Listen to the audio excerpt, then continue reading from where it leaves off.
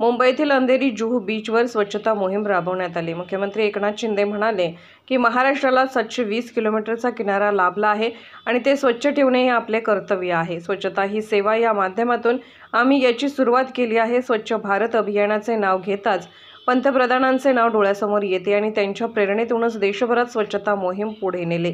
आपण एकेरी वापराच्या प्लास्टिकचा वापर बंद केला पाहिजे, त्यावर बंदी घातली पाहिजे आणि आम्ही मोठ्या प्रमाणावर वृक्षारोपण करत आहोत। एकनाथ शिंदे, राज्यपाल आणि भूपेंद्र यादव यांनी मुंबईच्या अंधेरी जुहू बीचवर ट्रॅक्टर चालवला। शिंदे, राज्यपाल आणि भूपेंद्र यादव यांनी शपथ घेतली।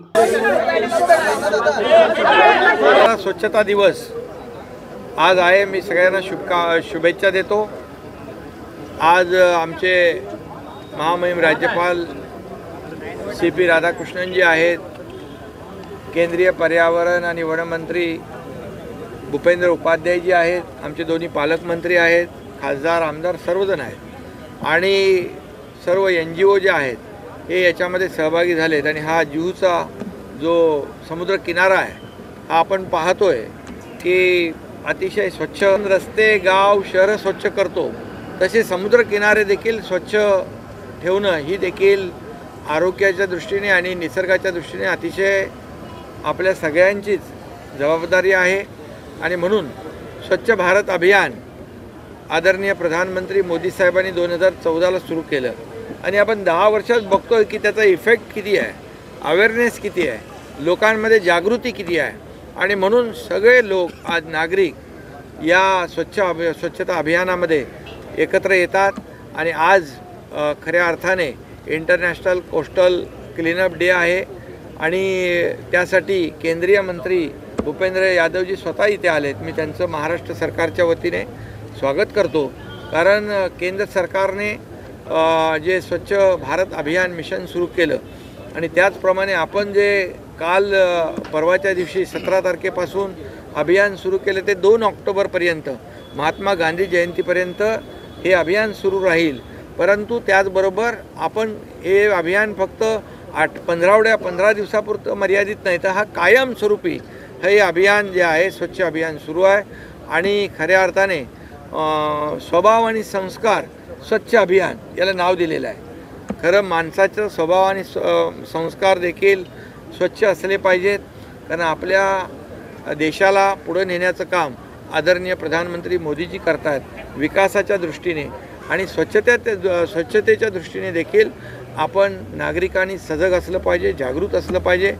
सिंगल यूज प्लॅस्टिक जे आहे ते पूर्णपणे या ठिकाणी बंद झालेलं आहे, त्याच्यावर राज्य सरकार कारवाई करते। आणि आज कितीतरी NGO आपण पाहिले की ते NGO समुद्रकिनारे आज आपल्याला 720 किलोमीटरचा समुद्रकिनारा लाभलेला आहे। काही देश तर समुद्रकिनाऱ्याच्या पर्यटनावर चालतात आणि म्हणून पर्यटनासाठी हे सगळे समुद्रकिनारे स्वच्छ असले पाहिजेत। आणि म्हणून हे आजचं हे जागतिक स्वच्छ समुद्र किनारे हे अभियान जे आहे त्याला मी खूप खूप शुभेच्छा देतो। मुलांनी देखील कॉम्पिटिशनमध्ये भाग घेतला आहे, आज चांगली चित्र काढली आहेत, कारण आपला समुद्रकिनारा स्वच्छ कसा ठेवायचा, लोकांमध्ये जनजागृती कशी आणायची यासाठी आपण या ठिकाणी एकत्र आलो आहे। आणि त्याचबरोबर आज मी एवढंच सांगेन की जो बीच कॉम्बर आज मी होतो, भूपेंद्र यादवजी आणि आमचे राज्यपाल महोदय, आता बीच कॉम्बर हा आपल्या वाळूमधल्या कचरा असेल, दगडविटा असतील, बॉटल्स असतील, प्लॅस्टिक असेल, हे सगळं काढण्यासाठी, स्वच्छ करण्यासाठी आहे। आता कोणीतरी म्हणेल की ट्रॅक्टर चालवला, हा ट्रॅक्टर नाही आहे म्हणून आधीच सांगतो तुम्हाला की हा बीच कॉम्बर आहे।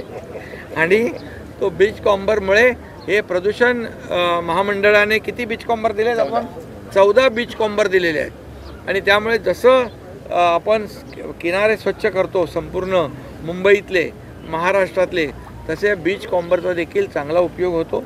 आणि म्हणून आज मी पुन्हा एकदा या मोहिमेमध्ये, अभियानामध्ये ज्यांनी सहभाग घेतला त्यांना शुभेच्छा देतो। आणि संस्कार आणि स्वभाव हे देखील सगळ्यांनी स्वच्छ ठेवावे। आता गणपती बाप्पा झालेला आहे, सगळ्यांना सुबुद्धी, सद्बुद्धी गणपती बाप्पाने द्यावी अशा प्रकारची अपेक्षा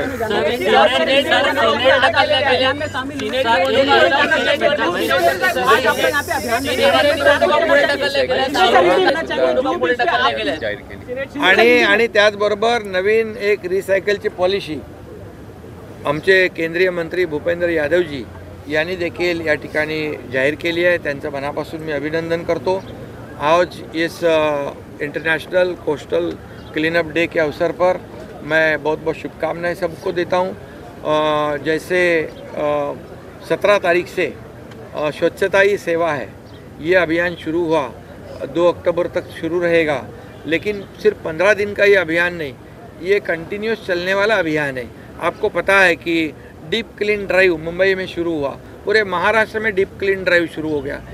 इसके वजह से ये पोल्यूशन भी कम हुआ है, लोगों में अवेयरनेस आया है, लोग काफ़ी लोग NGOs है, यहाँ के नागरिक है उसमें शामिल होते हैं. और ये जो स्वच्छ भारत अभियान 2014 में आदरणीय प्रधानमंत्री मोदी जी ने शुरू किया, उस वक्त कई लोगों ने उसके ऊपर टीका टिप्पणी की थी.